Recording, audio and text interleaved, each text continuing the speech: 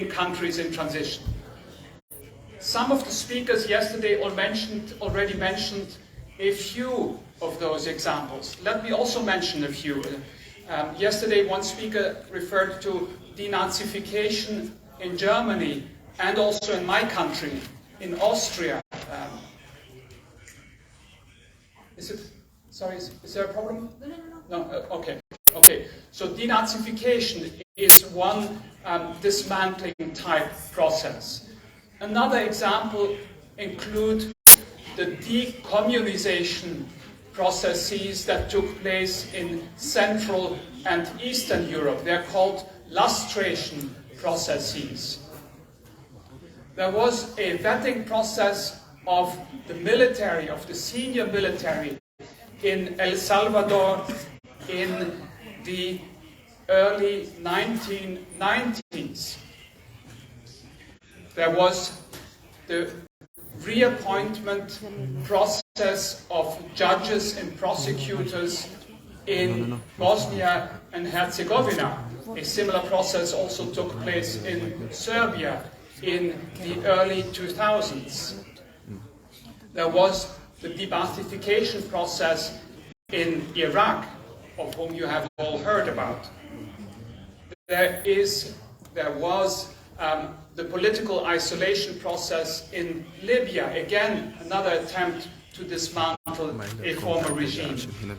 And there was, and we are going to hear about that in one of the next sessions, there was a vetting process of the judiciary in Kenya. Rosalind Odede, the vice chairperson of the Judges and Magistrates Vetting Board in Kenya, will talk about that experience later.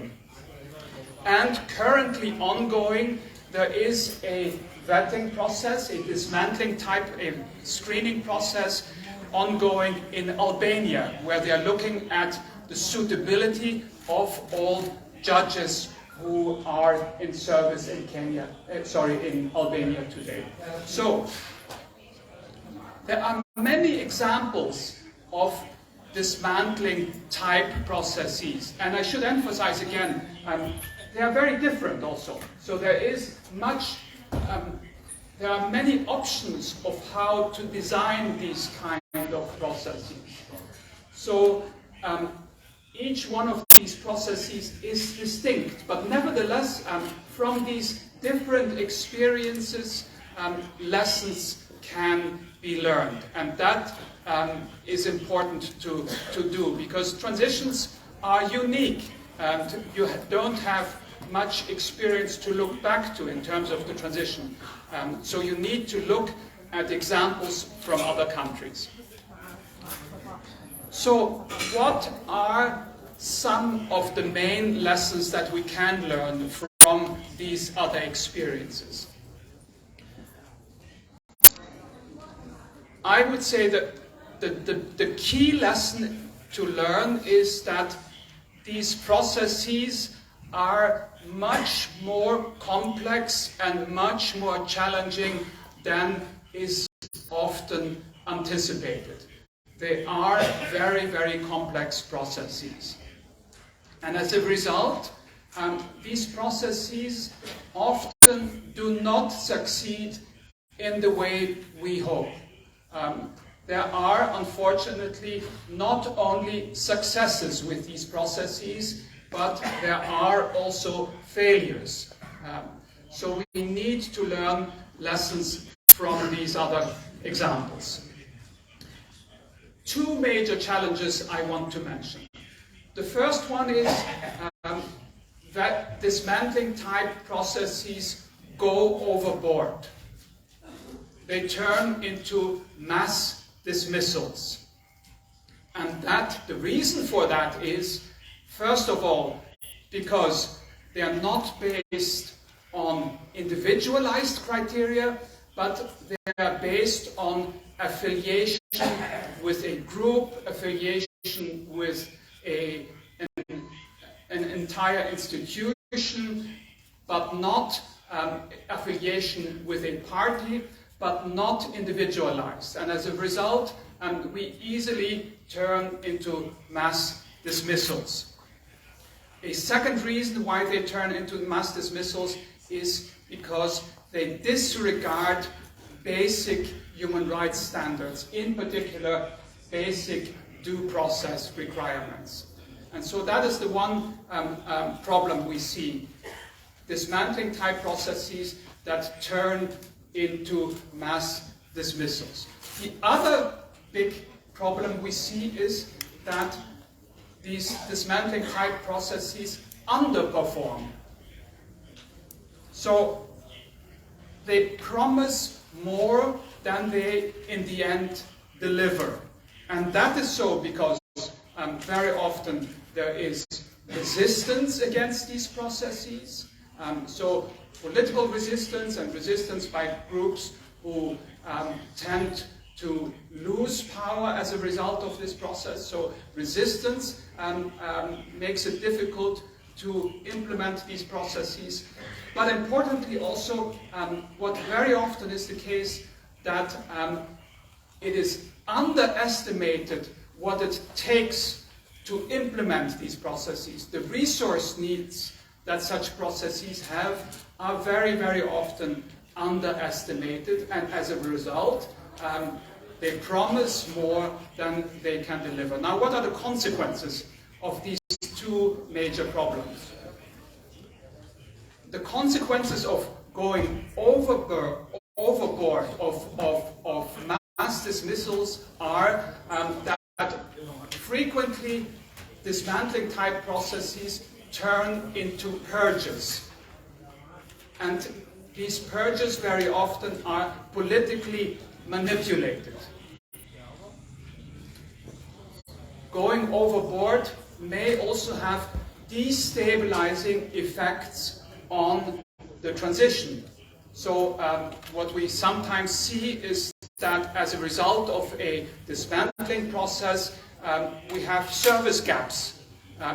The public service cannot function anymore because too many people have been dismissed. The expertise is missing in the public service and it doesn't function well anymore. The capacities are not there anymore. So as a result, we have service gaps which are damaging the transition, which dissatisfy the population. And you cannot have a situation where suddenly the police stops doing traffic controls. That is something that needs to be avoided. Another destabilizing effect we see sometimes is that those who have been removed create problems, create security problems, create all kinds of problems. So these are all factors that are consequences of a process turning into a mass dismissal process. What are the consequences of a process underperforming? The consequences are that such processes where we overpromise and underdeliver frequently result in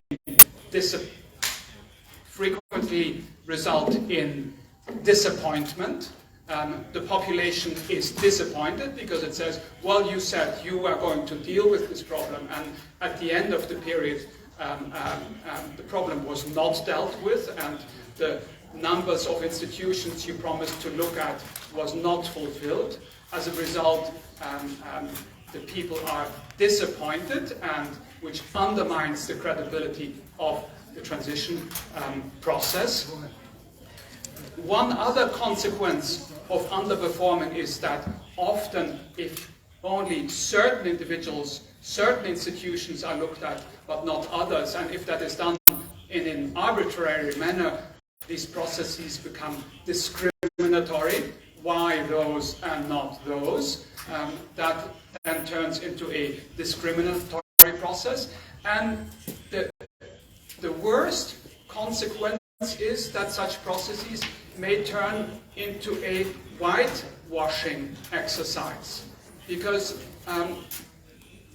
those who were not removed can say after the process, well, there has been a dismantling process and I haven't been removed, and so I'm fine. And in the end, this legitimizes wrongdoers. So one needs to be very, very careful in not over-promising and under-delivering in the end.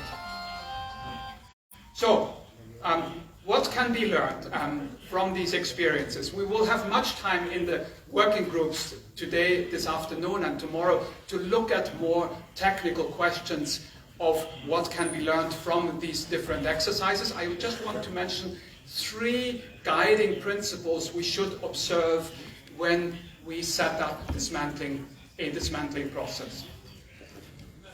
These 3 are: the first one, and again this was mentioned already yesterday, I'm happy to refer to this. The first one is we need a good dose of pragmatism. The second one is we need to ensure that these processes are fair. We need to ensure fairness. And thirdly, we need to manage the risks. So pragmatism, fairness, and risk management are the 3 guiding principles we should observe when we when we design a dismantling process. Let me, just to finish off, let me explore a little what I mean by this. So first, pragmatism. A dismantling process is effective and is only then effective if it delivers on its mandate in the duration of the mandate. So it must say at the beginning, this is our mandate, and at the end of the mandate period, so at the end of the 24 months, we must say we have delivered on our mandate. So how can that happen? What do we need to make sure we keep in mind when we do this?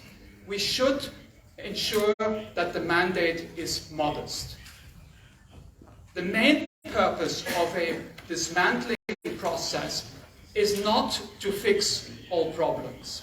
It is not to settle all accounts. It's not to have the perfect civil service, the perfect armed forces, the perfect civil institutions afterwards.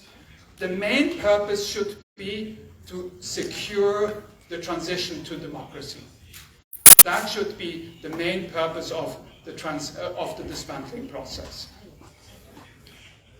So, we should keep in mind that the mandate should be modest. Secondly, we should set realistic goals for the mandate period. So for these 24 months, what can be realistically achieved within those 24 months? There must also be a willingness to invest the resources, the capacities, and the expertise needed for these processes. It doesn't make sense to give a mandate to the dismantling committee, but then not provide a secretariat that does the work. It doesn't make sense to ask the dismantling committee to work with volunteers. That cannot function. So we need to be willing to invest what it takes to implement the process. There must be sound, there must be sincere and honest planning. What can we achieve in those 24 months? That must guide our thinking when we set up the process. And there must be an acknowledgement that reforms will take much longer than the transition. The reform process, building the rule of law, building a strong democracy, will take much longer than the transition period. This cannot be achieved by the transitional processes. This cannot be achieved by the dismantling process, fixing all the shortcomings of the public service and the other institutions who are subject to the process. So that is being pragmatic about dismantling type processes. Secondly, the second guiding principle is fairness. We need to ensure that these processes are fair. A fair process is one that respects basic human rights standards, a dismantling, and such a process, one that respects basic human rights standards, is a credible process, is one that will merit the credibility, the trust of the population. And that is necessary because building the rule of law requires respecting the rule of law. So we cannot build the rule of law if we violate it in the process. We need to respect the rule of law in what we do during the transition. What does fairness concretely require? First, that the dismantling process is governed by clear, precise, and published laws and procedures. So the process guiding must be known, or must be able to be known by each and every citizen. We must put in place clear and precise laws and procedures. The dismantling body itself should publish its own rules and regulations so that each and everyone who is subject to the process know what he or she will be confronted with. Yeah?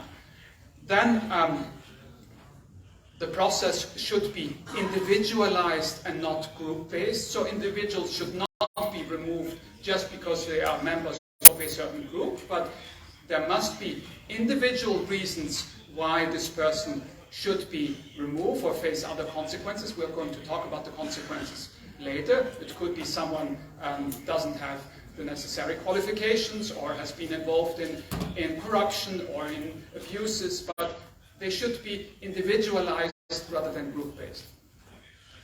And thirdly, they must respect. Fairness requires that basic due process requirements are being respected.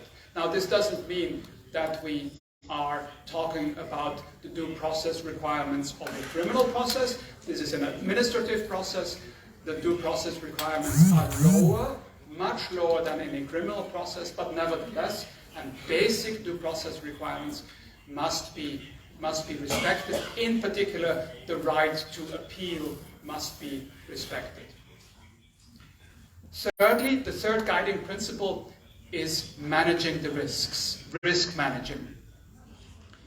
As I mentioned, the effects of dismantling processes can create various risks. They may result in governance gaps, they may result in security problems. So these and other risks, there might not be replacements. Are there the necessary replacements to replace those who are being removed? So all these potential risks of a dismantling process need to be considered and anticipated when we plan and when we design a dismantling type process. So I recommend to keep in mind these three guiding principles. We will have the opportunity to look at more technical lessons that can be learned from comparative experiences in the working groups. I'm very much looking forward to the conversations and discussions we have in the working group, and if you have any more general questions, I would be very pleased to discuss those with you. I thank you for your attention.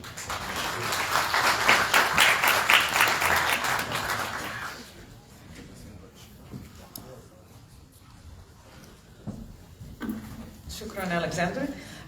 سنبدأ مع الأسئلة.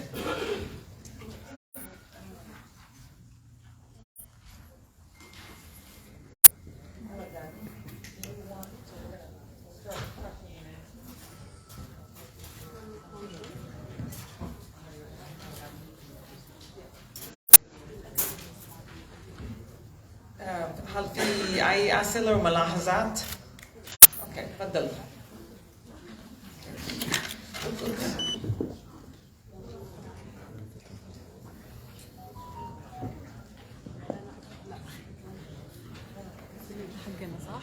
بسم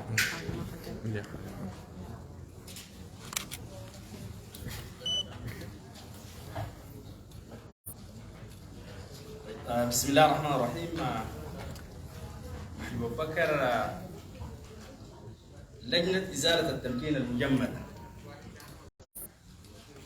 نحن حقيقة أن الورقة كانت شيقة للغاية.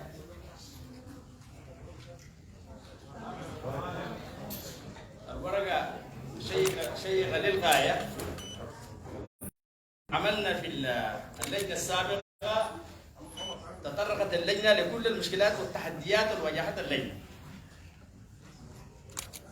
منها المسألة المتعلقة بالميزانية لأداء اللجنة، دي واحد من المحديات الكبيرة أو التحديات الكبيرة للجنة. اثنين، كانت البترول، واجهتنا مشكلة عسيرة جدا في خط الأنابيب عندما خفت. حصل تجمد بالنسبة للبترول.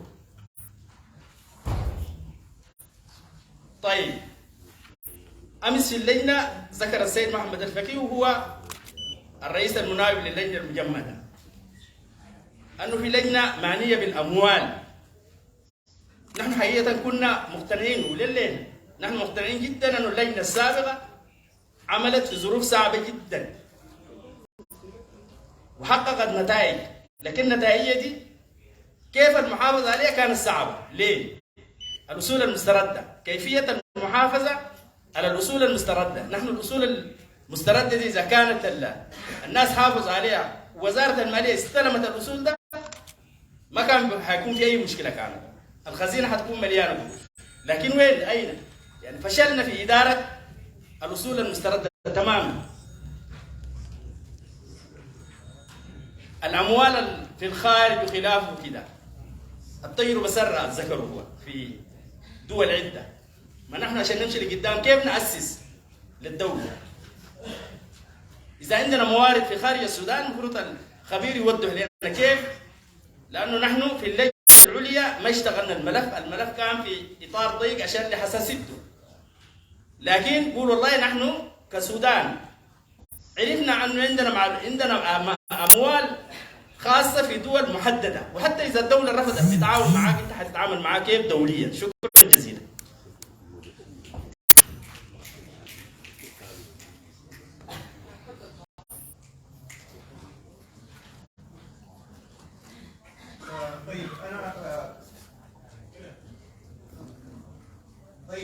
أنا يعني في البداية بأمن في البداية على هذه الورقة، ورقة غيمة. وذكر مقدم الورقة إنه هنالك مجموعة من الآثار السلبية التي تترتب على عملية الفصل الجماعي، وحقيقة هذه هي مشكلة. نحن مع عملية اتخاذ إجراءات تؤدي إلى الفصل، لكن برضو مفترض تكون في معايير عشان نراعيها حتى لا تترتب آثار وخيمة على مثل هذا الفصل الجماعي. ففي تقديرك ما هي السبل الممكن نعتمد عليها عشان نتجنب عملية الآثار التي تترتب على الفصل الجماعي؟ واحد.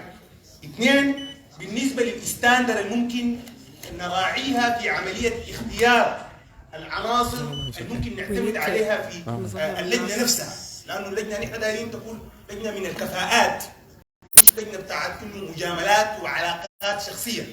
فبالتالي إنه الناس اللي يوكل إليهم مهمة عملية التفكيك مفترض تكون هنالك معايير في كيفية اختيار هؤلاء الأشخاص أنفسهم. ففي تقديرك ما هي المعايير بحكم تجربتك الممكن نراعيها في هذه العملية؟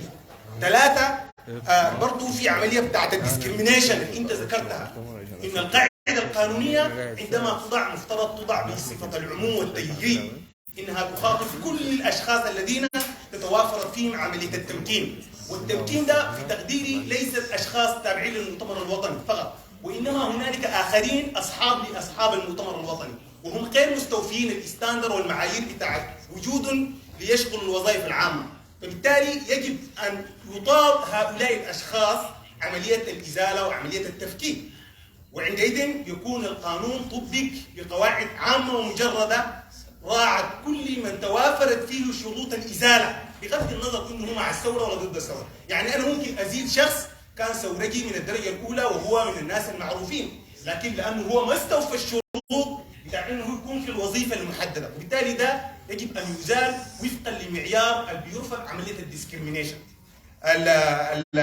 كذلك انا برضو بفتكر لانه عمليه ازاله التمكين مهمه، يجب ان يتفرق الذين يتم تكليفهم بهذه المهمه تفريقا تاما، لان السيد رئيس اللجنه المكلف امبارح بيقول انه الاعضاء بتاعين اللجنه كانوا فولنتيرز، وهذه مشكله. ما في حاجه اسمها فولنتيرز، يجب ان يتم اختيارهم وتكليفهم، واذا في اي اخفاقات عن ما قاموا بالمهمه في الفتره الزمنيه المحدده خلال السنتين يجب ان يحاسبوا وان يسالوا وانكم ما قمتم بهذه المهمه التي وكلت اليكم خلال هذه الفتره الزمنيه المحدده. بالتالي يجب ان يتفرق هؤلاء تفريقا تاما لهذه المهمه خلال الفتره المحدده. وشكرا. شكرا. المرأة هون أنا بحاول كل يعني راجل مرأة هي تفضلي. السلام عليكم. My name is Marwa Mamoun from Umma Party. I am researcher in good governance and positive peace. أنا عندي 3 أسئلة. السؤال الأول علاقة اللجنة يعني في التجارب السابقة بمؤسسات الدولة، يعني موضوع بكون وين هي مستغلة أو كده. الحاجة الثانية علاقة الأجهزة برضو، يعني الشرطة والأمن باللجنة ذاته. يعني ثاني شيء الحاجة نحن عندنا تحدي كبير في السودان، الزمن بتاع التفكيك مقارنة بالفساد الحاصل والفترة الانتقالية، نهاية الفترة الانتقالية ودخول نحن مقبلين على انتخابات. دي حاجة. برضو لاحظت انه هو يعني السيد بيتكلم عن الخبرات وكده، فواضح انه نحن لانه بدينا من الصفر كان عندنا اشكالات، فالتدريب والتأهيل لعضوية اللجنة هو واحد من الأسس اللي نحن المفروض نضعها قبل ما تبدأ اللجنة. فأنا ما عارفة إنه كيف نحن ندخل الخبرات يعني الاستشارات الأجنبية وكده في عمل اللجنة قبل بداية شغل اللجنة ذاته، يعني ده مهم بالنسبة لنا عشان نمشي بالطريقة الصح. Thank you for time. شكرا. اوكي هون بعدين المرأة هون.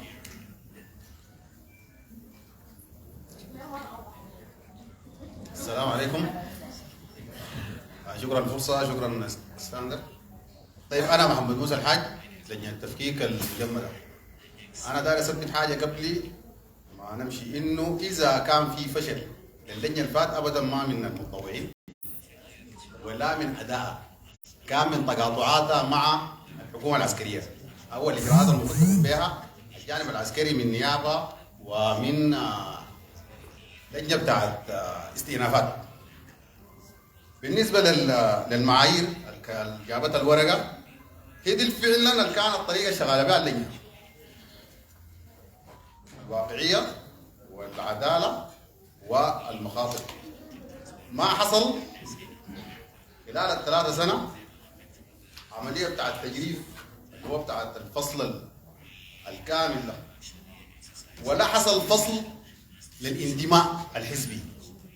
يعني عندك على سبيل المثال في الخدمة المدنية كنا بناخد عندنا 3 معايير خدتنا، اللي هي دخول الخدمة، مدخل الخدمة صحيح ولا ما صحيح، الترقيات الصحيحة ولا ما صحيحة، وإذا كان الزول نغابي أو ناشط في الحزب المحلول.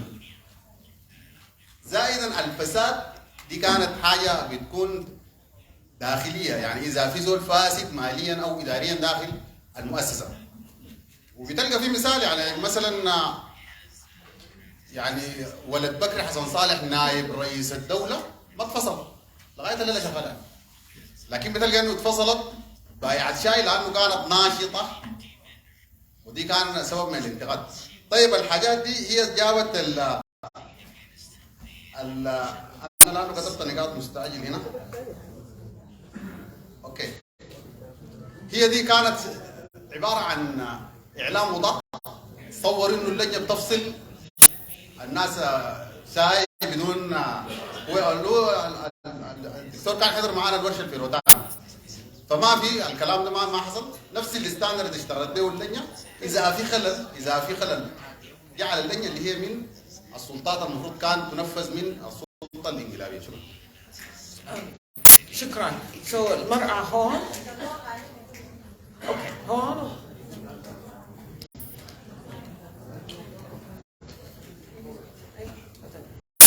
بسم الله الرحمن الرحيم. السلام عليكم. مقام عبد الباقي، تجمع كيانات ثورة ديسمبر المستقل، لجان مقاومة درمان.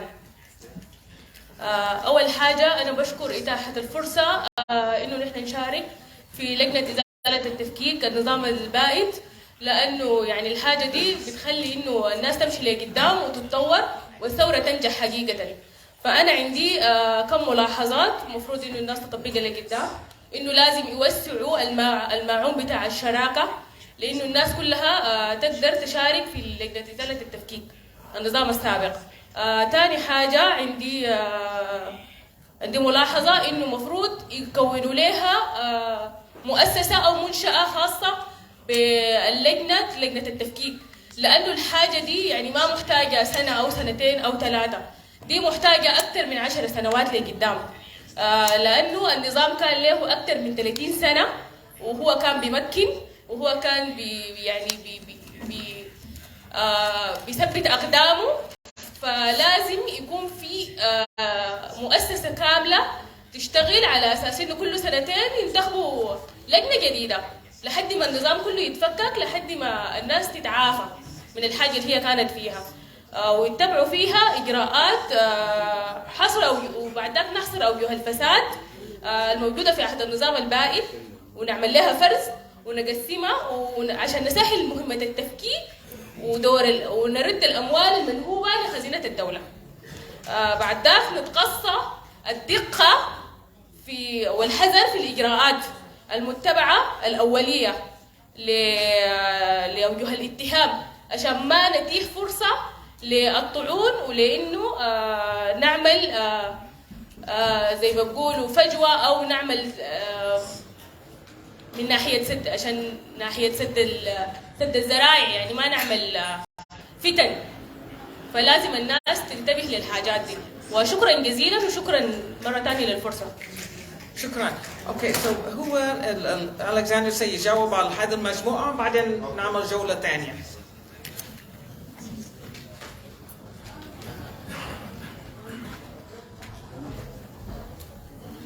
Well, responding is an exaggeration. I will comment. I'm very glad that we have 2 more days to discuss all those questions, because you are asking all the right questions, and these are the questions we need to answer in designing the dismantling process. So there are no right answers to those questions. Someone mentioned the limitations of the budget and resources that were one of the problems the old dismantling committee had, and that is, I cannot underline enough how much how many dismantling processes fail because they do not receive the sufficient resources to implement their mandate. Yeah, and so that is really a critical factor, both in terms of budget, in terms of human resources, in terms of expertise in the field of law, in the field of investigation, in the field of archiving, so that expertise is needed to implement these types of processes. And money is certainly one of the factors that is critical for an effective implementation. Asset recovery, this is a very, very complex and tricky process. We have one working group that entirely focuses on asset recovery, including on the questions of how to recover assets that were brought abroad. I do not want to expand on this here, because really this is a very technical process, and we have an expert coming in. There's one expert among us here, Heithen. Where are you? He stepped outside. He will, there he is. He will help us with the asset recovery process, and also someone from an institute in Switzerland who's helping us with that. I suggest we keep that for that group. There was one question about how do we select the members of the body that is in charge of dismantling. That is really, really critical. And what is important is that those members serve in an individual capacity. They should not be seen as representing a political party or representing an institutional, some civil society group or the like, but they must be selected and must then serve in an individual capacity. It is critical to make sure that they have the necessary qualifications. So one task of the 2 days that remain will be to come up with the qualifications and criteria those individuals should meet. And then it is critical that the process to select them is one that is perceived to be an impartial process in itself, and that as many actors as possible are consulted in that process, so that the Commission then has credibility among the people of Sudan. One person said that the problem was not that the members were volunteers and that they were not being paid. I would suggest it is not just a problem of those members, but it is also an issue of appearance. It is very important that the Commission appears to the population as a body that is independent and that can act independently and that is perceived to be impartial in its work.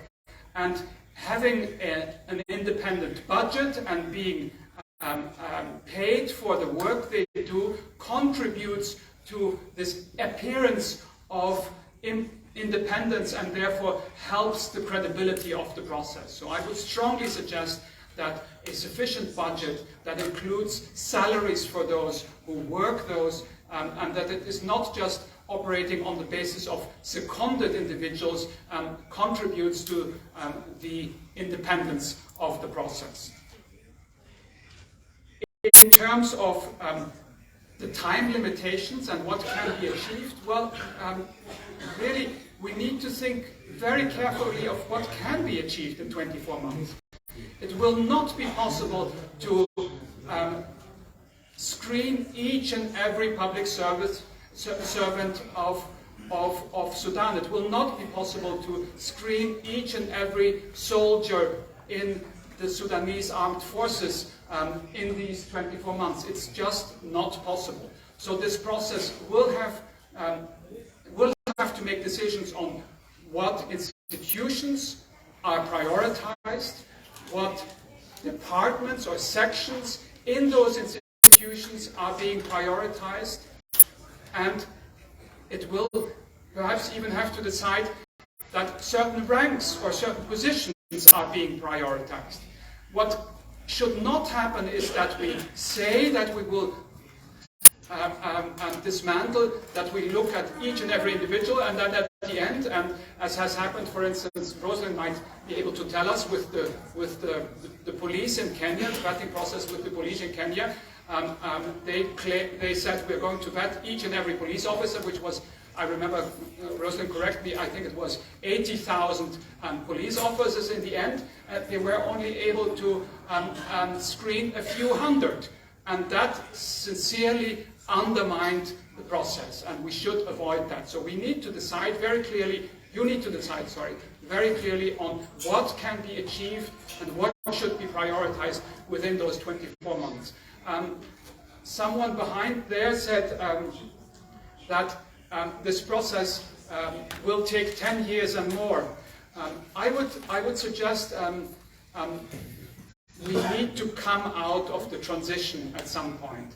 Transitions must be transitions, and they cannot last forever.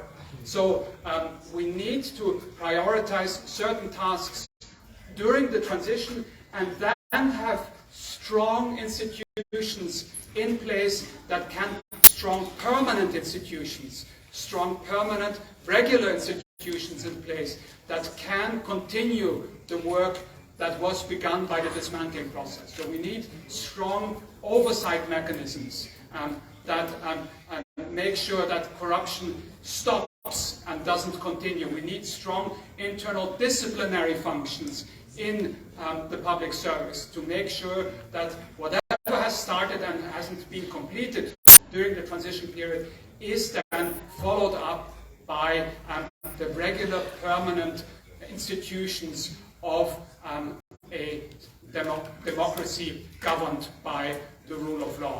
Otherwise, transitions need to stop, and we need to come back to a normal, regular life, and otherwise people tire also, and a sense of insecurity remains. It is critical to move out of the transition, and in the transition to focus on the priorities. I think these were most of the points you raised, and really these are just a few comments. I hope very much, or I'm sure we will have time to answer many of those questions in the breakout groups we are having over the next 2 days. Thank you.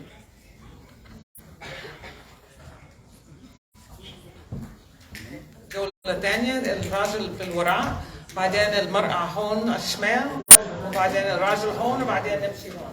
تفضل. تفضل أستاذ.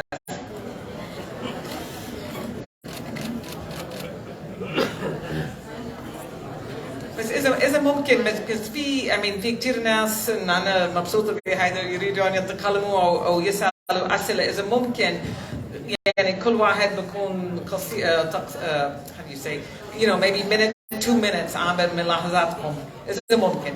تفضل. السلام عليكم. وليد سوارداب، منسق لجان حياة الطائف التغيير والخدمات. لجنة التمكين في الفترة اللي فاتت كانت كل الشكاوي وكل الكلام بيتكلم عن المؤسسات العدلية والشرطة في انها بتكسر قراراتها. طيب الان نحن عندنا تمكين جديد حصل بعد الانقلاب، فبقى شغل اللجنة القادمة حيتعامل كيف مع التمكين الجديد اللي تم بعد انقلاب 25 أكتوبر. فالآن شغل اللجنة أصبح دبل، ما تمكين 89 ضد الكيزان، لكن أصبح الآن تمكين أول وتمكين ثاني. فكيف حتتعامل اللجنة مع دبل العمل؟ شكرا. المرأة هون. أيوة. بعدين هون. بعدين هون. بعدين هون. أوكي. بسم الله الرحمن الرحيم. سعدية عيسى إسماعيل، مجتمع مدني. حقيقة نحن بنتكلم جايين على مرحلة انتقالية، لأنه نحن هسه في مرحلة غير انتقالية ومرحلة سيادة القانون والحكم الراشد. لما نجي نتكلم عن مسألة إزالة التمكين، مش نحن نفرح في إنه وقفوا وقلنا والله أوكي ونصفق لها وكده. صح، هي قامت بدور عظيم، لأنه نحن كان في فترة محتاجين فعلا إنه نشوف لجنة التمكين دي بتعمل شنو.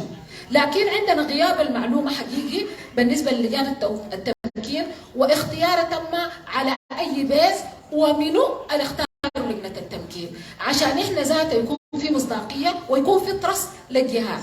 نحن كمجتمع مدني دائما بنتساءل، لانه احنا دائما ما كنا موجودين او مع الجهات اللي بتختار اللي هو الكراتيريا المحدده، سواء كان ازاله التمكين، عشان يكون في ثقه فعلا ان احنا بنبدا بالجهاز التنفيذي ولا الجهاز التشريعي ولا الجهاز العدلي ولا الخدمه المدنيه. لازم ان احنا يكون عندنا تفصيل واضح للجهه اللي بتقوم بالتفكيك وبتبدا كيف اليات شنو، وعلاقه لجنه التفكيك بالولايات حيكون شكلها شنو، لان نحن بنبدا من اعلى الى اسفل، ونحن بتعتبر دوله فيدراليه. يبقى اذا نحن فيدراليين فعلا لازم يكون عندنا معايير الفيدراليه التي تطبق عليها لجنه التمكين وعددهم كم، والقوانين التي تحكم لجنة التمكين، وتكون ينزلوها للواقع ويتشاور عليها الجميع، وتكون واضحة للعيان عشان نحن تلقى سبورت. نحن ما بنقول لجان التمكين لانه مرات عندنا مشكله كبيره جدا حصلت في بعض الشركات، الشركه بيكون فيها موظفين ليست لهم علاقه بلجان التمكين او صاحب المؤسسه نفسها. لما انا اقوم اغلق الشركه يبقى تاثير اقتصادي واضح على الجهه، لانه في ناس لهم تاثير اقتصادي على الوارد والصادر بتاع الدوله. اذا انا وقفت اللجنه ولجنه التمكين وقفت الشركه مثلا وصاحب الشركه من الكيزان المعروفين، ولكن الشركه فيها اكثر من 400 500 موظف ليست لهم علاقه، هم فقط موظفين ليست لهم علاقه بصاحب المؤسسه، في هذه الحاله ما هو التاثير الواضح للاشخاص اللي بيكون بنقدر نفصلهم ونوقف عيشهم من سواقين وموظفين وعماله والى اخره. يبقى نحن ما هي الاجراءات المحدده التي تتخذ في الشركات التي لها علاقه؟ ايضا منظمات المجتمع المدني اللي كانت موجوده عندنا كثير من المنظمات معناها في اجراءات هشه اساسا في الاختيار وفي تحديد اساسا الكراتين المحدده، ليبقى ما في استدامه لعمل لجان التمكين. اساسا لازم تكون منضبطه وقويه ودقيقه وغير هشه، حتى فتحهم وقفلهم واعادتهم وترجيعهم. افقدتنا فعلا الثقه في المساله بتاعت لجان التمكين لانها نحن بالنسبه لنا واضحه اطلاقا. وشكرا جزيلا. شكرا. اوكي سو راجل اوكي بعدين سوري اسف بعدين. بسم الله الرحمن الرحيم. في البدء التحيه والخلود لشهدائنا لولا ما كنا موجودين هنا وهزمنا الانقلاب. في البدايه بعتقد انه لجنه التفكيك قامت بدور كبير جدا جدا، وهي من اقرب مع جهات بر عنه نحصل على معلومات ف 700، لكن من تم فضلهم فقط 149 وده حتى ما نفذوا جبريل وزير الماليه. اعتقد انه العمل كان شفاف وعمل نزيه، والمساله دي بيتاكد انه الحقيقه التكليف تم سنه 90 ل 94 لما شالوا اكثر من مئات الالاف من وظائفهم، وده كان اكثر من عدد الناس اللي شالوا المعاش من 56 حتى اليوم. وبالتالي الحصل ما كان في كان في عمل دقيق. الاخطاء الموجوده ممكن تطلع الناس ممكن تدرس، وعدد الموظفين تم اختطاف الخدمه المدنيه تماما في عهد الفتره السابقه، وتم السيطره على رغم انها كانت خدمه مستغله، اصبح التعيين كيزاني، اصبحت ترقيات كيزانيه بمعايير ما عندها اي علاقه بالخدمه المدنيه. شهاده جهاد المشى الجهاد بده 10 درجات.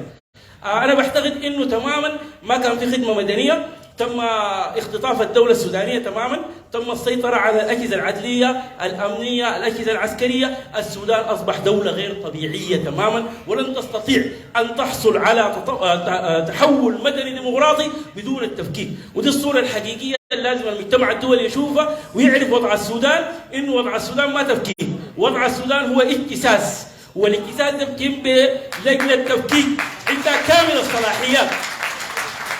الصلاحيات. وبعتقد انه لازم نامن على الكادر اللي اشتغل ده، لانه قام بدور كبير جدا جدا، ونحن ندعمه بذوي الاختصاص. ولجنه تكون لجنه قانونيه سياسيه اخلاقيه، لانه نحن نصفي نظام سياسي، والتفكيك بتاعنا حيكون تفكيك له دور كبير جدا في احداث التحول المدني الديمقراطي. والحاجه الوحيده اللي لازم نهتم بها يكون عندنا استراتيجيه واضحه للتفكيك. ثانيا في فساد مالي الناس تتكلم عنه، يعني القصه ما اشخاص بس، شركات الامنيه الكيزانيه الرماديه ما بتدفع الضرائب، ما بتدفع الجمارك، محميه بالقانون بالنفوذ، عندها احفاءات جمركيه، عندها احفاءات ضريبيه، عندها ارباح من التراكم الراسمالي من المصارف. ده كله بسبب شنو؟ ده كله بسبب التنظيم واختطاف الدوله وتحويلها لايدي الكيزان. لابد من التفكيك، لابد من التفكيك. وشكرا. شكرا كثير. اوكي هون بعدين هون. تفضل. هو بعدين هي. تقصير اذا ممكن. تفضل. سيد اسكندر مرحبا. اعتقد ان التقينا يعني السنه اللي راحت يعني شهر سبتمبر في ايوه التقينا في روتانا السنه اللي راحت في سبتمبر. افتكر انه هو ذكر بعض الاشياء انا حبيت اقولها. اللجنة أتت من مسألة الاستئناف. يعني أنا بتكلم عن الاستئناف والقرارات اللي بتطلع من اللجنة. يعني أنت ذكرت وضعية إنه تكون إدارية وفي نفس الوقت قضائية، وفي نفس الوقت أنت تتحدث عن الاستئناف. درجات الاستئناف زي ما هي معروفة، ممكن يعني في اللجنة عندنا 3 درجات أو هي موجودة 3 درجات. هذا طبعا بيؤدي إلى عبء إداري، في نفس الوقت ممكن تؤتى منها، وده كان مشكلة يعني. الشيء الثاني في مرحلة أو حاجة ثانية هي المسألة بتاعت التفكيك نفسها. يعني هي متنوعة، يعني مثلا في الخدمة المدنية، في التعليم، في النظام المجتمعي نفسه. انت عندك حاضنة كبيرة جدا بالنسبة للأشياء بتقدر تفككها أو تعطي السياسة. بالإضافة إلى ذلك، أو النقطة الثالثة، المسألة دي وارتباطها بالسياسات العامة والتشريعات. يعني ما ذكرت إنه التفكيك أو التدقيق خلاص. أنت بس طبعا لاحظت إنك يعني جانبت بس في المسألة المؤسسية فقط يعني، لكن احنا عندنا أفرع أخرى. شكرا جزيلا. شكرا. اوكي، هون المرأة هون، بعدين هون. تفضلي. السلام عليكم، صباح الخير. اوكي، تفضلي.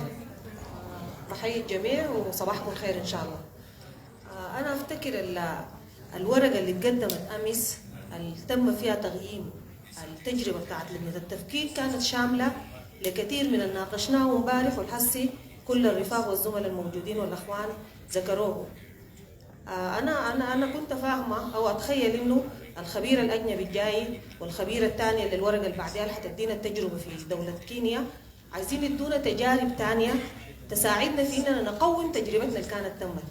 فانا ايقس انه النجاح الحقيقي اللي احنا حنطلع به انه ناخذ اكسبيرينس، ناخذ تجارب ثانيه، وبنهايه ال4 يوم دي لو ما طلعنا بالكرايتيريا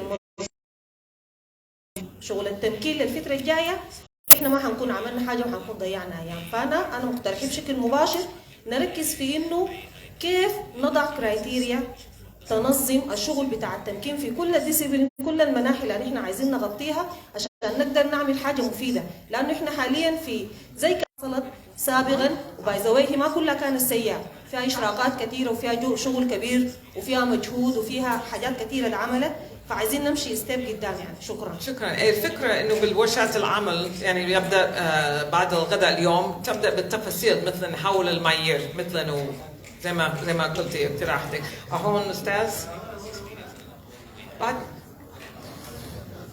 اوكي سو شكرا جزيلا. شكرا جزيلا. انا جمال محمد ابراهيم، سفير متقاعد وكاتب راي. اول شيء يعني ريلي امبرست السبيتش بتاع الكسندر، الكلام بتاعه كان جروب ديسميسل هو بتاع الخدمه المدنيه الجماعيه دي، فحصلت في وزاره الخارجيه من تجربتي الشخصيه يعني ومتابعاتي لوزاره الخارجيه انكم كلكم لاحظتم في خلال الاشهر الماضيه يمكن في تدني شديد في الاداء الدبلوماسي لوزاره الخارجيه. العدد السفراء الذين ازيحوا من وزاره الخارجيه يفوق ال 30 سفير غير الدبلوماسيين. العدد الكامل تقريبا للدبلوماسيين للسفراء في وزاره الخارجيه ما اكثر من 100.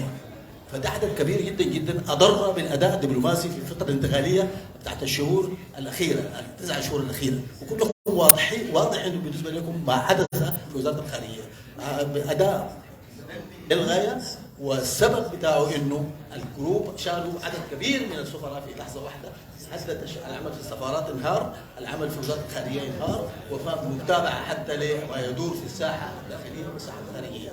الحاجه الثانيه بقول انه الفيزنج اوت بتاع مساله جروب ديسميسل دي مهمه جدا جدا، انه تكون مرحله يكون فيها بالانس بين احتياجات الفتره الانتقاليه وايضا ضروره العمل بتاع الخدمه المدنيه يستمر بسلامه وبسلاسه. فالبالانس ده مهم جدا جدا، اشار له السيد صاحب الورقه، كانت مهمه النقطه دي. شكرا جزيلا. شكرا. اوكي هي بعدين نيجي لهم كمان مره ثانيه. تفضلي. اولا التحيه لشهداء الثوره السودانيه وشكرا مستر الكسندر ماير للورقه الجيده. عندي مقترح قبل ما اقول الملاحظه بتاعتي. بقترح انه برضه تكون في فرص محدده لاعضاء لجان التفكيك، هم الان هنا موجودين كاعضاء في لجان التفكيك. اول حاجه يمكن التجربه في السودان نحن ما اخذنا بالعنف الشديد، يعني كان القانون اكثر مرونه. سميت لجنه ازاله التمكين، يعني ما كانت تمغيه او تطهير او زي ما كانت في الدول الثانيه. يمكن اللجنه ازاله التمكين اشتغلت في ظروف معقده، في ظروف قاسيه جدا لنظام استمر 30 سنه. اخذ يعني كل مؤسسات الدوله، يعني المؤسسات الكبيره جدا الاستراتيجيه، بتلقى عندك انه شو في يعني في الجهاز الامني، الاقتصادي، القطاع الصحي، الخدمات، الخدمه المدنيه وغيرها. بتلقى عندك كميه كبيره جدا. يعني السودان ده كله كان عباره عن اقطاعيه ملكي لمجموعه معينه، وفجاه كده الشعب السوداني وله التحيه صار في ثوره ديسمبر المجيده مجهود وعمل دؤوب.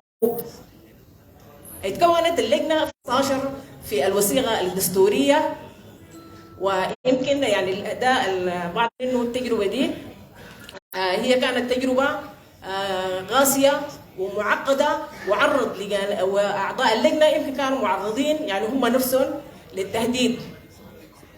يعني يمكن يعني في تجارب كثيره انا ما عايز اذكرها يمكن لضيق الزمن، لكن بقول انه يعني التجربه نحن بنعتز بها في اللجنه، وهي كبدايه يعني حديثه يمكن استفدنا منها. واجهتنا برضه تعقدات كثيره جدا من الجهات الحكوميه، في تنقلات حصلت برضه يعني، وفي عدم تفرق، وفي كميه من المشاكل المعقده اللي واجهت اللجنه. وبرضه بقول انه اللجنه فحصت يمكن الاف الملفات، وفي تجربه انا بعتز بها لجنه ازاله التمكين رجعت اللي هو رجعت مشروع إعاشي جدا، والان سلمته للمواطنين في ولايه النيل الابيض، مشروع الحديد. بقول انه من التجارب المهمه جدا بالنسبه لجنه ازاله التمكين. وما ممكن النظام يتغلغل 30 سنه، واجه كل التعقيدات، واجه كل الظروف القاسيه من كل النواحي للجنه اللي هي بعدد محدد وفي زمن محدد تقدر هي تواصل انها تطهر او تقوم بكل الملفات. ده بيحتاج لمساعده والثوره الحيه لكل القوى المدنيه الموجوده. شكرا. انا نعمات هذا الجماع الحركه الشعبيه التيار الثوري الديمقراطي مقرر لجنه ازاله تمكين النيل الابيض. شكرا. اوكي الراجل وراه مباشر هو اوكي، بعدين هيك هيك وهيك. السلام عليكم. اوكي السلام عليكم. مين؟ تفضل. سوري تفضل. السلام عليكم. لؤينا يقارب لجام وظلمان. يا اخوان انا عايز اتحدث عن 3 نقاط اساسيه. انا علي صوتك شويه. 3 نقاط اساسيه كويس. اول حاجه يا اخوان نبدا بحاجه واحده، نحن نستفيد من التجارب الدوليه والاقليميه اللي هي الحاجه دي يا اخواننا صاحبت المره اللي فاتت في تكوين اللجنه اللي هي كانت زي ما بيقولوا بجهد، يعني جايبين بيها اخواننا من غير استحاب حاجات ثانيه من برا من خارج، يعني من الخارج دوليه، تجارب دوليه. عندنا اخواننا الحاجه الثانيه لاصلاح القضايا. نحن عندنا زي ما بيقولوا حصل تطهير كامل للعداله في السودان من 25 لليله. الشغل اللجنه بتاعت ازاله التمكين في الفتره من 2019 الى اليوم بقى استصحابه بكلام في الوزارات. اي وزاره رجعت بالكامل يا اخوان. نحن لابد من تكوين يا اخواننا زي ما بيقولوا سياده حكم القانون بالكامل عن طريق لجنه ازاله التمكين اللي هي نظام 30 من يوليو، مراجعه قرارات من 2000 الانقلاب من 2019 ما كانت في بقايا. نحن ما خلينا حاجه، ما نظفنا منها، خلينا في بقايا. الحاجه الاخيره يا اخواننا على المفوضيه بتاعت الانتخابات دي لابد تتكون لها لجنه من اول يوم. المفوضيه بتاعت الانتخابات دي نستصحب فيها حاجه واحده يا اخوان. نحن راجع لها الناس دي يا اخوان لما بدوا ثورتهم دي كويس اللي هو زي ما بيقولوا ثوره الانقاذ هي الثوره الشؤوم لما بدت بشنو؟ بعلاقات خارجيه استقطبوا الاخوان المسلمين على مستوى بقاع العالم. بدوا بيهم شغل زي ده، جابوهم مكنوهم في البلد دي، ادوهم الحاجه زي دي هم مشوا بيها لقدام. شكرا. شكرا. اوكي في الوراء all the way للوراء بعدين المرأة.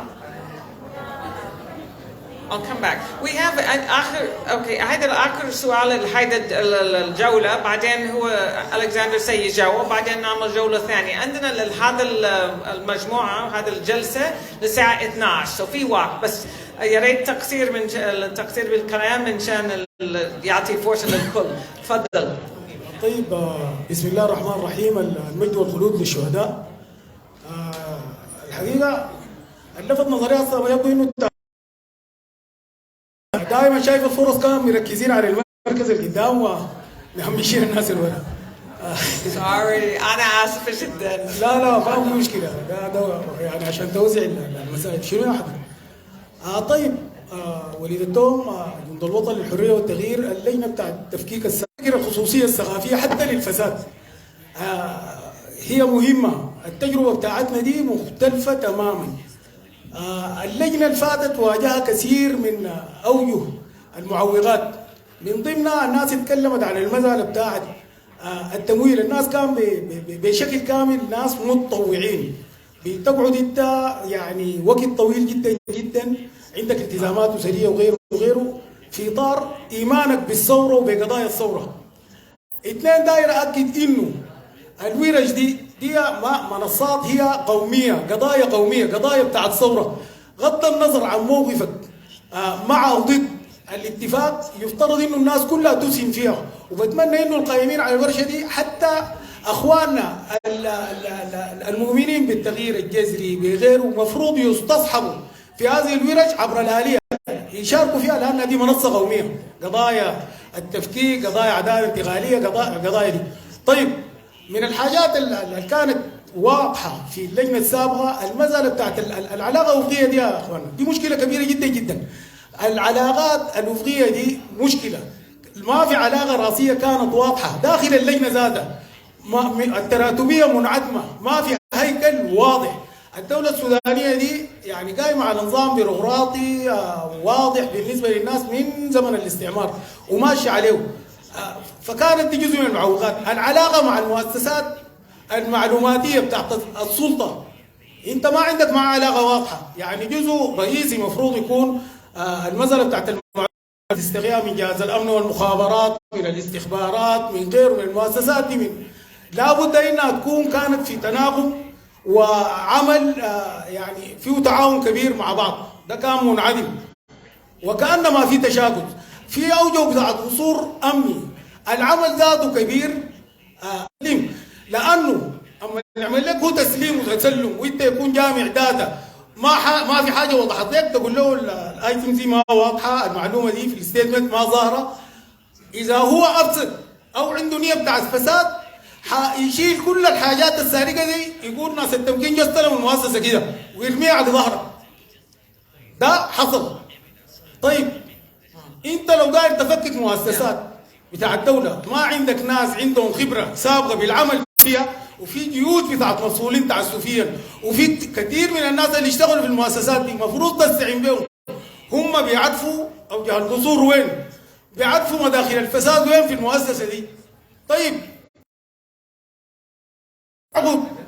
ما مسألة سهلة، انت عشان تزيل المسألة دي بتاعت الفساد بتاعت النظام دي مسألة طويلة. انت عندك وظائف محددة قيادية مفروض تسكن الناس فيها يمشوها بالسياسات والتوجهات الجديدة. شكرا. على العموم ما داير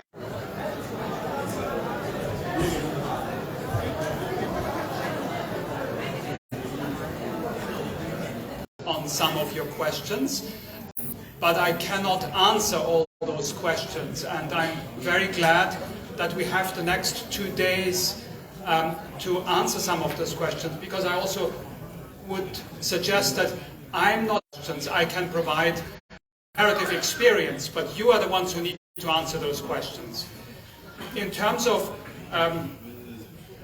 the dismantling committee, I also wanted to say that I'm very pleased to see so many familiar faces from the last workshop we had in September 2021 it was, and criticism of the dismantling committee. I'm talking from comparative experience. Then one other general remark I wanted to make is this is very challenging. This is extremely challenging. In some ways, it is trying to do the possible in an impossible situation. The dismantling work is really a highly, highly challenging task. So inevitably, this will be a process in which mistakes are made. But we should look at what are the possible, the realistic, the feasible steps, knowing that we will not be able to solve all problems within a 24. I only spoke about institutions, and that dismantling is for the government of the former regime involved not only the sphere of institutions, but also the social sphere and the sphere of law, and that is true. But again, we should not overburden the dismantling body, whatever its name will be. We should not overburden it with the entire challenge, because then inevitably it will fail. It will fail, and that undermines the credibility of the process and undermines the transition itself. So we need to be very, very strategic about what the dismantling committee can do and what it cannot do within the coming 24 months. There was one comment about the appeals process, and we had discussed this in September at the last workshop, but the appeals process was dysfunctional, and I would suggest also too complicated. The appeals process that was established under the previous dismantling committee. There was an internal review, then there was supposed to be an appeals committee, and then there was the opportunity at a third level to have a judicial appeal at the High Court. I would suggest this is too complicated, and we need to find a balance between, on the one hand, granting a credible and effective right of appeal on the one hand, and then on the other hand, prevent frivolous judicial challenges to the process, because otherwise the entire process gets bogged down by an appeals process that is overburdened. Rosalind will comment on that when she speaks about the experience of Kenya, where they had an appeals mechanism, but it was limited in terms of both content and there was one comment here saying the process needs to be a political process, and I would caution here. Obviously it is a process that has, plays in the political realm and has political consequences, and is definitely loaded with politics. But a political process easily turns into a politicized process and then a politically manipulated process, and that is what we need to avoid. We need to avoid a politically manipulated process. We need to build the rule of law, and the structure. There were several comments about the structure of the dismantling body. Again, there are many options. You could have a centralized mechanism. You could have you could have specialized committees, you could have separate specialized committees, you could have one body with subcommittees, you could have a separate, you should probably have a separate mechanism for the judiciary, that you could have decentralized bodies that are in the states, outside, and so there are different options on how to do this. There was, I wanted to, yeah, the critical question here is that if one chooses a federal system, one needs a decentralized system, one needs to make sure that the standards and procedures applied in those decentralized mechanisms are actually the same. And this leads me to another comment that was made. I think a lady here said something about for this process to be a credible process, for that it is a process that we can trust, it must operate on clear procedures and clear and publicized criteria. And that really is critical. And it is even more critical if you decide to operate with a decentralized system that uses several committees in the different states. It is critical that the procedures used and the criteria applied are the same in each and every committee that is being set up. So a balance here needs to be found. Then there was the question of what to do with the cases that were reversed after the coup, what to do with the instance of re-empowerment that happened after the coup. There is no one-size-fits-all answer to that question. You have different options, and you should look into what is the best option for Sudan today. There could be a decision that all decisions of the past are being nullified. There could also be a decision that we only look at those who have been appealed, and appeals have been issued. So there are various options here, and it is one of the points that we have tasked one of the breakout groups, one of the working groups, to look at. We have provided a few guiding questions on how to address this. There are different ways of doing so, but certainly it is something that needs to be carefully looked at, and I'm sure you will do so in the working group. There was one question in relation to elections. There are examples of dismantling type, dismantling is perhaps the wrong word, of vetting type processes used in elections to exclude individuals from running in the election who have been involved in massive instances of human rights violations or corruption in the past. There are examples of how to do this.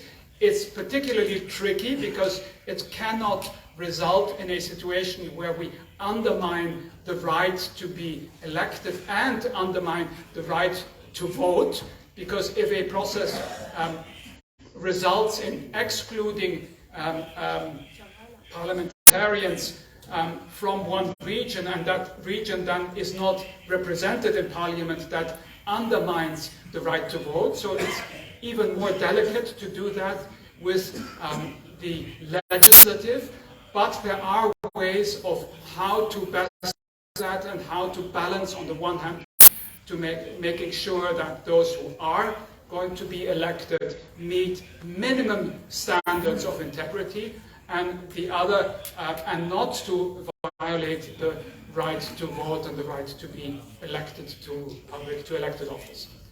I think I would suggest to do that in the technical group. Yeah. I hope these were the main points, but again, I can comment on your questions, and the questions you raise are all the right questions that need to be addressed, but the answers are yours.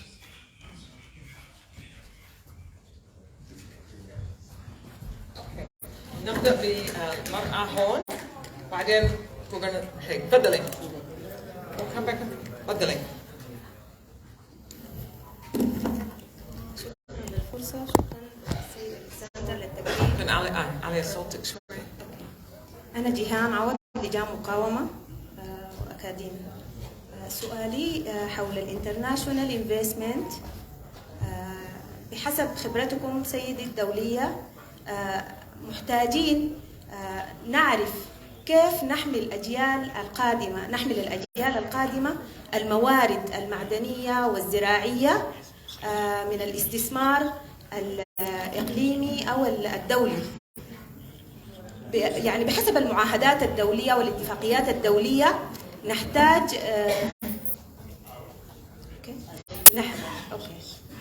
شكرا. هذا السؤال. نحتاج دعمكم المعرفي وخبرتكم في كيفية حماية مواردنا للأجيال القادمة وإصلاح فساد الاتفاقيات الدولية سواء كانت إقليمية أو عالمية، خاصة يعني مثلا شركات فاغنر الروسية، تشاينا أو دول الجوار. نحن نحتاج تأمين شكل الاستثمار وتقنينه أو فساد الاستثمار الحالي وحماية الموارد للأجيال المستقبلية. وشاكرا. شكرا. اوكي، هذا الراجل هون. ايوه هذا هون. بعدين مرة بعد. all the way back. We're going to work this way. ما بتنسى. تفضل. طيب، نشكر الخبير على الورقة الغيمة.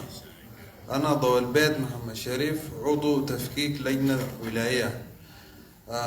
الخبير في آخر حديثه عن الورقة يتكلم عن المخاطر التي تواجه عمليات التفكيك، اللي هي نقص الكوادر في الخدمة المدنية والمخاطر الأمنية للذين تم تطهيرهم، اللي بتمثل في وجود السلاح لدى جماعات النظام المباد وسيطرتهم على الجماعات الغبلية. طيب، السؤال: ما هو الدور الذي يمكن أن تقوم به يونيو تامس في تقليل المخاطر لتسهيل عملية التفكيك تمهيدا لعملية الانتقال؟ شكرا.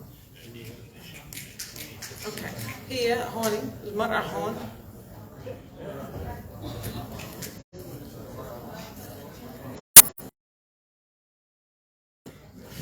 بسم الله الرحمن الرحيم. السلام عليكم. عايشة إبراهيم حسن، التحالف السوداني. الورقة كانت جميلة، وموضوع التمكين في حد ذاته والتفكيك مسألة جميلة جدا جدا، لكن الطريقة الصحيحة اللي احنا المفروض نتبعها هو ده الأهم أنا في رأيي. فهنالك إجراءات فنية، مؤسسات. في ناس ما مؤتمر وطني، وفي ناس ما كانوا فاسدين تم إزالتهم من مؤسساتهم، ودي أثرت في هدم المؤسسات. احنا ما خدتنا اعتباري الحته دي. انت لما تزيد زول حتى لو كان فاسد مفترض تكون خاين. انا ما بمدح نفسي مثلا لو في لجنه التمكين، بخلي الاخرين هم يقوموا العمل بتاعي ويقولوا رايهم فيه عشان انا اسوي بالطريقه بتاعتي. ما في ناس بتواجههم مخاطر. 90% من الشعب السوداني ده معرض لمخاطر. في ناس قاعدين في المعسكرات ما شاء. الان تم اعاده ناس من الموظفين، وفي ناس ما تم اعادتهم وهم ما فاسدين. ليه؟ لانه ما عندهم وساطات للقدام وانه يرجعوا لوظائفهم. انا بتمنى انه يكون البلد تكون بلد بتاعت عداله. اول حاجه يكون في دستور، لانه طول ما انه في السودان ده ما في دستور، ما بكون في قانون انه يحمي الشعب من الفساد، ولا حينتهي الفساد في السودان. شكرا جزيلا. شكرا. اوكي، الراجل هذا يلبس العبيات. عراقيل قدام التحول الديمقراطي او الاتفاق الاطاري، نقول له نحن الشعب السوداني نسمن وقوفكم معنا، وخاصه ان احنا في شرق السودان. تصريحك الاخير مستر فوكلر اصلك صدر، ده بدايه. واشكر الخبير اللي من وقته حاول يعمل لنا اضاءات واسعه على عملية التفكيك. أنا عندي سؤالين. واحد، نحن مواجهين أكثر من ربع قرن من الزمان النظام حاكم البلد ده بالحديد والنار. هل 24 شهر يكفوا في تفكيك الدولة العميقة ودولة السياج القانوني اللي عملته بتعمل ناسا؟ هل شهرين أو 24 شهر، سنتين أو 24 شهر يتم التفكيك؟ أنا أشك في ذلك. لذلك أطالب بأنه يجب أن يكون شركاء من آخر فلول النظام البائد. ده واحد. الحاجة الثانية،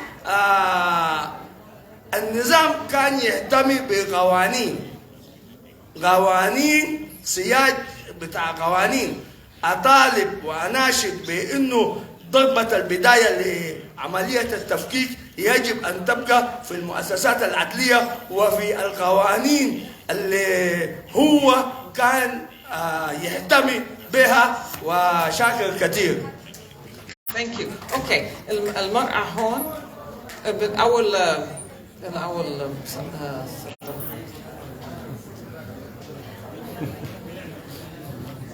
تكسير إذا ممكن. أيوة.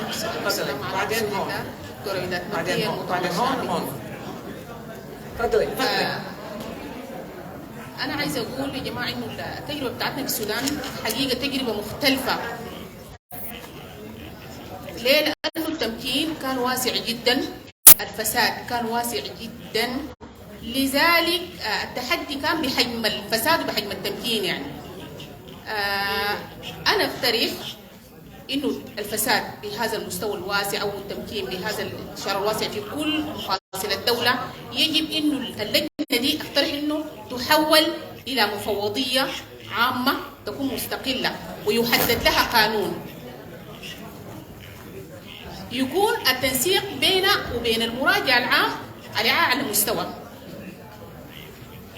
كذلك يجب أن يكون الكادر من ذوي الخبرات والكفاءات والاستقلالية، وده ضروري جدا يا جماعة عشان ما نقع في نفس الإشكاليات اللي وقعنا فيها سابقا.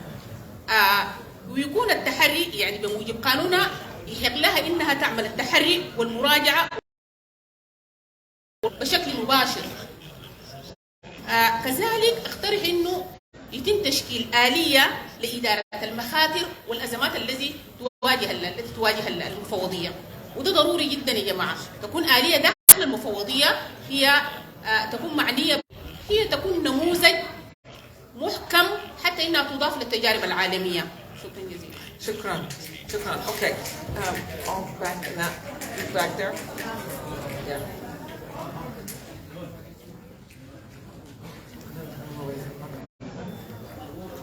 بعد ايوه اسمع. ايوه هناك.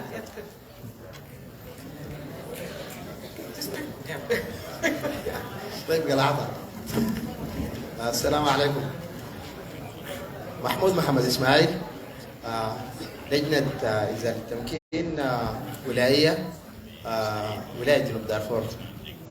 الورقة يعني جيدة جدا، ويمكن اللجنة لو كان سند لها الفرصة يعني قبل البداية في الحكومة الانتقالية إنها يعني تستفيد من التجارب دي، ممكن بيكون اتلافت بعض الأخطاء وبعض الحاجات العثرات اللي وقعت فيها اللجنة. بالنسبة للورقة حسب التجارب، السؤال حسب التجارب الدولية، يعني نظام ال 30 من يونيو مكن، يعني خاصة أنا بتكلم عن الإدارات الأهلية، يعني مكن الإدارات الأهلية وخاصة يعني في قانون الإدارات الأهلية، وخلي إنه الإدارات الأهلية إنها تكون عندها سلطة في بعض الريف أو أطراف السودان، يعني بيقوا إنه هم ممكنين تمكين كبير جدا في كل شيء، يعني في التعيينات، في التمكين، في الفساد، في استيلام على بعض الأراضي، في الحواكيم، في المشاريع الزراعية، في كل الحاجات الاستثمارية فيها تمكين كبير جدا. فاللجنة في الولايات يعني واجهتها بعض المشاكل، يمكن يكون ده ما مشار له في القانون، لكن حسب التجارب الدولية دايرين نعرف انه الحاصل شنو، يعني المسألة دي بالذات. يعني شكرا. Okay, over on this side. المرأة هون.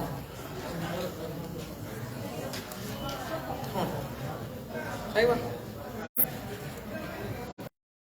السلام عليكم مجددا.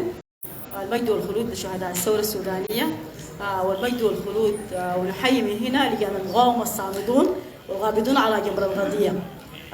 في البداية تكلمنا عن التحديات، والتحديات ما زالت غائمة. طول ما اللجنة الأمنية بتنفيذي مختص، عايزين تأهيل وتدريب لأعضاء لجنة إزالة التمكين، وعايزين منصة إعلامية مختصة، بالإضافة للمفوضية محاربة الفساد. المفوضية مع لجنة إزالة التمكين مع بعض بيقدروا يشتغلوا شغل ويوصلونا لنتيجة أسرع. فعشان كده أنا من هنا دي توصياتي اللي أنا حبيت أقولها. اوكي، انا الوقت تقريبا تخلص، عم يخلص، بس الكسندر راح يجاوب على هذا الاخر جوله، لكن في اقتراح.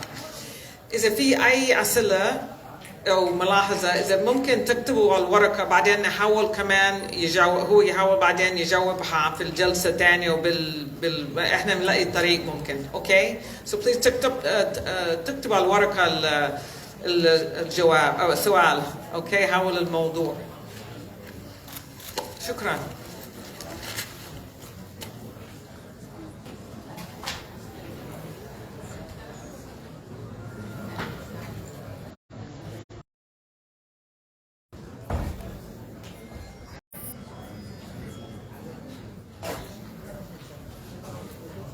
Thank you very much again for your comments and your very useful suggestions, which will feed into the breakout groups we will be having, the capacities to fulfill its work.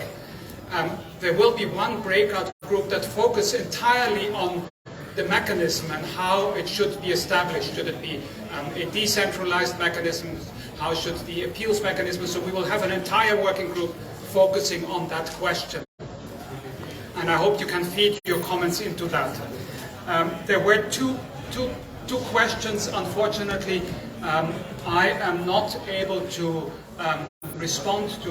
Perhaps there was the one about whether UNITAMs can provide security. Certainly, I'm not the person who can answer that question. To emphasize that security of the members of the commission or committee of the dismantling body needs to be taken very, very seriously. That is certainly an experience we see from other countries. That needs to be taken. This is unfortunately not my area of expertise. There is one working group that looks at asset recovery, and that might be a topic that might be discussed in that. Hytham, could you briefly stand up? Hytham? So that everybody sees you. Hytham, could you stand up?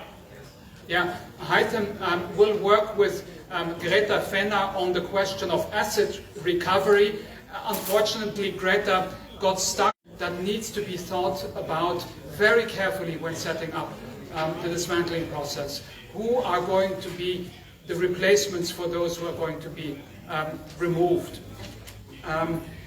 There was one question, and the risks of not having replacements. There's also the question of who is in charge of replacements.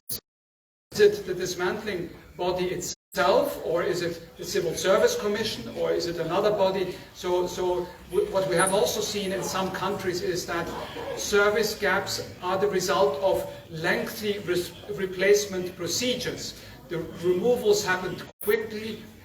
The replacement is going to fulfill their functions until the next are appointed. There are various options, again, how to deal with this, but this is something that needs to be thought through when designing a process. Generally, someone needs to be a priority. Someone mentioned that we need to look also at prosecution of those who have been involved in serious instances of corruption or in human rights abuses. Entirely agreed. There must must be prosecution, but I should also say that a dismantling process is an administrative process, and prosecution is a critical actor in any dismantling type process. Without the input of civil society, processes usually do not function effectively. So I think the decision to have civil society strongly represented in this workshop is a very good one, because without civil society these processes do not work effectively. Finally, there was this question, can we do this in 24 months? Can we implement the dismantling process within a period of 24 months? I would say this is a question of how we define focus on the critical positions, on the critical institutions. We need to focus on those institutions and actors who can then move the reform process forward, who are reform-minded. And so that actors who are spoilers in the reform process, in the longer-term reform process, are removed from positions of power. So be very, very strategic and focus on what is manageable in a 20 would be my advice from comparative experience. Thank you very, very much.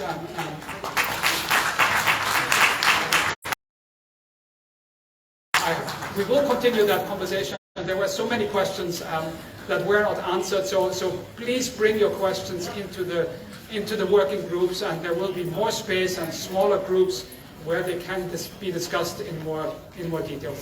And we will be moving from working group to working. فاصل بريك من الساعة 12 ل 12 وربع، بعدين حنقيم الجلسة بتاعت الجلسة ورقة التجارب الإقليمية، وحيكون الجلسة اللي بعديها إن شاء الله الإطار بإذن الله. شكرا لكم.